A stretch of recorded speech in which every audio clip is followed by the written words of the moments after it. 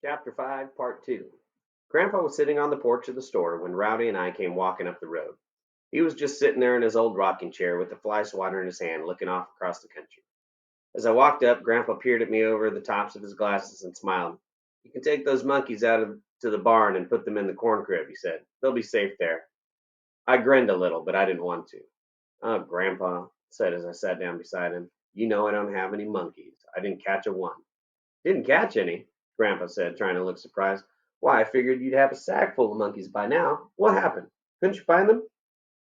"Oh, I found them all right," I said. "It's just like you figured it was. The bottoms are full of monkeys, all kinds of monkeys." "That's fine," Grandpa said. "That's what I wanted to hear. Did you see that $100 monkey?" "See him?" I said. "I'll say I saw him. Saw so much of that monkey, I don't care if I never lay eyes on him again. He's the smartest thing that ever climbed a tree. I believe he's smarter than the president." Grandpa laughed and said, "Oh, I don't think he's that smart, is he? For the good of the country, I hope he isn't. What happened anyway?" Taking a deep breath, I told Grandpa everything that had happened down in the bottoms. I didn't leave out a thing. Grandpa started fidgeting in his chair like something was biting him. He jerked out his old red handkerchief and made a big to do about blowing his nose. I couldn't see very much of his face for the handkerchief, but what little I could see was as red as a busted watermelon. Grandpa was having a hard time holding back a good laugh. It always made me feel good to see my grandpa laugh because he laughed all over. But right then I wouldn't have enjoyed hearing Santa Claus laugh. I was miserable. Grandpa finally got a hold of himself and said, "I figured that monkey was smart, but I didn't think he was that smart." "I didn't either, Grandpa," I said. "It's a cinch that I'll never catch him in a trap. And as long as he's around, it doesn't look like I'll be able to catch any of the little monkeys either. I don't know what to do now." Grandpa got that serious look in his eyes.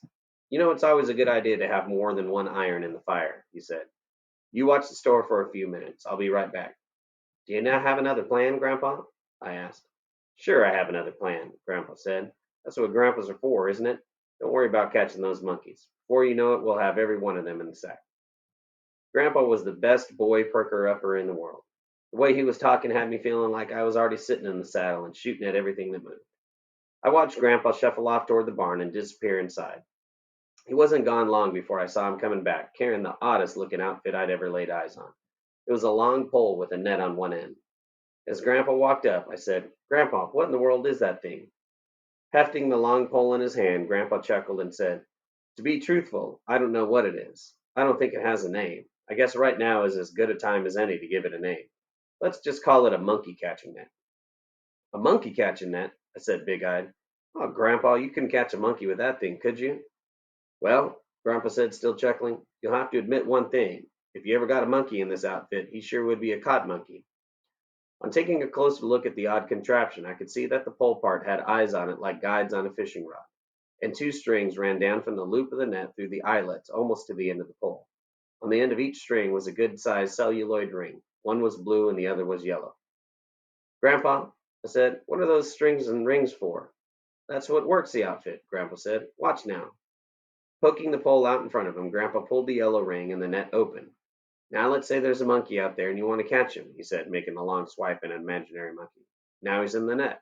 Watch closely. Here comes the good part." He pulled the blue ring and the net closed. "See how it works?" he said. "What do you think of it?" Once I had seen how the net worked, I was so pleased I couldn't say a word. I just stood there staring at that wonderful monkey catching net. "Well," Grandpa said rather impatiently, "what do you think of it?" "I think it's a dandy, Grandpa," I said. "That's the slickest working thing I've ever seen." "You're right. If I ever get a monkey in it, he would sure be a caught monkey, wouldn't he? Do you think you could ever get close enough to a monkey to slap the net on him?" Grandpa asked. I thought a minute and said, "I don't think I could ever catch that $100 monkey in it, Grandpa. He's too smart to be caught that easy. But I might be able to catch the little ones. They're not half as smart as that big monkey, and they don't seem to be scary at all." "That's all right," Grandpa said. "You catch the little ones first, and then we'll figure out something for that $100 monkey. We're going to catch him too, you know." Grandpa handed me the net, and just to get used to it, I made a few swipes with it. At first, I had a little trouble with the ring pulling part. I was closing when I should have been opening, but I finally got it, and everything looked fine to me. "Grandpa, I believe this is a better idea than those traps were," I said. "All I have to do now is to figure out how I'm going to get a monkey in this thing." Grandpa grunted, and taking the net from me, he laid it down on the ground. Motioning as he talked, he said, "I believe if I were you, I'd work it this way. Right about where the end of the handle is, I'd dig a hole big enough for you and Rowdy to hide in. Might be a good idea to put some brush over the top of the hole so those monkeys can't see you from the treetops. Then I take leaves and cover the handle and net until a monkey couldn't see a thing. Be sure the net is open. Lay your apples in the center of the loop, then crawl down in the hole and wait. When a monkey steps in to get an apple, just lift up the handle, jerk the blue ring, and you'll have one for sure. I saw right away that Grandpa's idea was a Jim dandy, but there was one thing that was bothering me. Grandpa, I said, that's a good idea, all right, but I think we're overlooking something. That $100 monkey. He sits up in those sycamore trees and watches everything I do. If he sees me digging that hole and hiding that net, he won't get in a mile of it. He won't let any of those little monkeys get that close to it either. How am I going to get around that? Grandpa frowned and started scratching his head. Well, you could go down there tonight and dig that hole, he said. Monkeys don't stir around at night, they go to sleep. Then in the morning, you'd have to be there before they wake up. That way they wouldn't know what went on. By golly, Grandpa, I said, you sure think of everything, don't you? That's just what I'll do. I'll go down there tonight and dig the hole. Then in the morning, all I have to do is hide the net, put out my apples, and wait for those monkeys. I really believe we'll outfit Foxen this time. I sure do, don't you? Grandpa laughed and said, I don't know. We'll just have to wait and see. Now that we've got everything figured out, maybe you better be hightailing it for home. And if this doesn't work out, I wouldn't let it bother me. Just remember, there never was an animal that couldn't be caught. I was feeling so good I couldn't have hugged my grandpa's neck. Sorry, I could have hugged my grandpa's neck. But ever since I had grown up to be a man, I had quit doing things like that. Just as I picked up the net, I thought of something. Grandpa, I asked, where in the world did you ever get a thing like this anyway? Grandpa laughed, and then he walked over and sat down in his old rocker. He picked up his fly swatter, reared back, and said, that's a long story.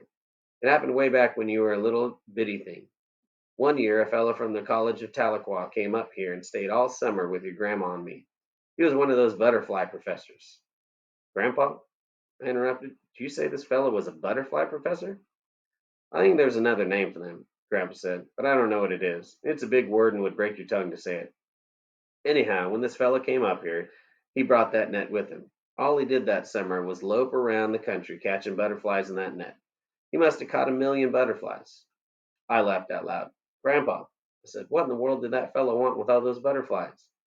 He studied them, Grandpa said, just like you would study a book. I never saw anything like it. He would spend hours looking through a big magnifying glass at the butterflies, and then he'd write things down on paper. After he had given them a good looking over, he would pin them to small white cards. He put those cards in the small glass-top boxes. Grandpa, I said, I've caught a lot of butterflies, but they're such pretty little things. I never did stick pins in them. I always turned them loose. Why, that professor must have been crazy or just plain mean. Oh, I don't think he was a mean fellow, Grandpa said, but there could have been something wrong with him. I know one thing. If it hadn't been for your grandma, I would have run that professor clean out of the country. Run him out of the country? I said, very surprised. Why did you want to do that? Because I was going broke, Grandpa snapped. That's why. I came close to losing everything I had that summer. From the day that professor got here until the day he left, I never sold as much as a can of snuff. Never sold anything, I said, more surprised than ever. How come you didn't sell anything? Did this professor have something to do with it? He sure did, Grandpa growled. He had everything to do with it. You know, most of my trade is with these Cherokee Indians, and you know how superstitious they are about crazy people. They think if a person has lost his mind, he is dead already, and his soul has gone on to the happy hunting grounds. They won't get close to a crazy man and won't come around where one is. The way the professor was carrying on, every Indian in these hills thought he was crazy, and they wouldn't come within a mile of my store, so I didn't sell anything. I know how those Indians feel about crazy people, Grandpa, I said, but how come they thought the professor was crazy? Oh, there are a lot of reasons, Grandpa said. In a way, you couldn't blame them. This professor was an odd-looking duck. He was as long as a fence rail and as bony as a whalebone corset. He had a little beard that stuck straight out from his chin about 5 inches. It was so sharp on the end you could have split a stump with it. I never saw a man with so much hair in his head, and I don't think he ever combed it, as if it was always bushed out like the tail of a scared tomcat. I laughed and said, why, Grandpa, no wonder the Indians thought that professor was crazy. If I saw a man who looked like that, I'd think he was crazy too. Grandpa nodded his head and said, it wasn't only the way the professor looked. I think the way he acted and his clothes had a lot to do with it. He wore shirts that didn't have any sleeves at all, and his pants were cut off about to here. With his finger, Grandpa made a slash across his legs above his knees. Every time the professor got after a butterfly, and yelling and making all kinds of rackets. The Indians saw him loping around through the country and figured that he had lost his mind. If it hadn't been for your grandma, I would have taken a club to that professor. What did grandma have to do with it, Grandpa? I asked. Grandpa frowned and started digging at the whiskers on his chin. This professor was a talker, he said. He could talk a fish right out of the river. Your grandma thought he was the smartest man in the world. He got her all interested in those butterflies, and she wouldn't listen to my running them off. I laughed and laughed and laughed. Great big tears boiled out of my eyes and ran all over my face. Still laughing and wiping tears, I said, Grandpa, I sure would like to see one of those butterfly professors. That would be better than going to a circus. Grandpa grunted and said, If I have anything to do with it, you'll never see one around here. There's not enough room in the country for me and another one of those butterfly professors. One of us would have to leave. I was still laughing when Grandma hollered from the house. Jay Barry, is that you? Yes, Grandma, I hollered back. It's me. Before you go home, Grandma said, you come by the house. I have some things I want to send to your mother. All right, Grandma, I said. On hearing Grandma, Grandpa got all nervous. He got up from his chair and started fidgeting around. Looking at me, he said, I don't believe it would be a good idea to let your grandma know too much about this monkey catching business of ours. When it comes to hunting and fishing and things like that, women can't see things like men can. I know just what you mean, Grandpa, I said. I have enough trouble with Mama and Daisy. Every time I leave the house, Mama thinks I'm going to get eaten up by something. And if I even catch a little old lizard, Daisy thinks I'm the meanest boy in the world. The other day, she told me that if I didn't quit catching things, God was going to send a bolt of lightning down out of the sky and split me wide open. Grandpa laughed and said, Oh, I don't think the good Lord would do anything like that. Not to a boy, anyway. He can understand things better than women folks can. I found out a long time ago not to pay too much attention to the women. They don't mean half of what they say anyhow. I try not to pay any attention to them, Grandpa, I said, but it doesn't seem to do any good. My mama has broken so many switches off our peach trees, I don't think they will ever have any more peaches on them. Grandpa laughed and said, Peaches are pretty good things to have around, all right, but they're not the most important thing in the world. They're not half as important as hunting and fishing, I said. Looking at his watch, Grandpa said, Well, it's getting late, and you better be getting for home. I don't want you to be out on the road after dark. And this will be the question for chapter 5, part 2. We'll say that Grandpa looked at the clock and his watch, and his watch said it was 5:03. 5:03. Back to the read. Oh, I'm not scared of the dark, Grandpa, I said. I used to be, but not as long as Rowdy is with me. He can take care of anything that wants to jump on us. Looking at Rowdy, Grandpa smiled and said, Yes, I guess he could. You know, when I was a boy about your age, I had a dog too. He was a hound just about like Rowdy, and I felt about like you do. As long as he was with me, I wasn't scared of anything. Why, Grandpa, I said, I didn't know that you had a dog when you were a boy. You never said anything to me about it before. I bet you could tell me a lot of good stories about some of the things you and your dog did. With a faraway look in his eyes, Grandpa said, Yes, I expect I could. But right now, with it getting late and with your grandma wanting to see you, I don't think we have time. Someday after we've caught all the monkeys, I'll tell you about some of the things my old dog and I got into. Is that a promise, Grandpa? I asked. Yes, Grandpa said, nodding his head. That's a promise. Now you better be on your way. I have to lock up the store and get my chores done. I thanked Grandpa again for all the help he had given me and started for the house to see what Grandma wanted. End of chapter 5.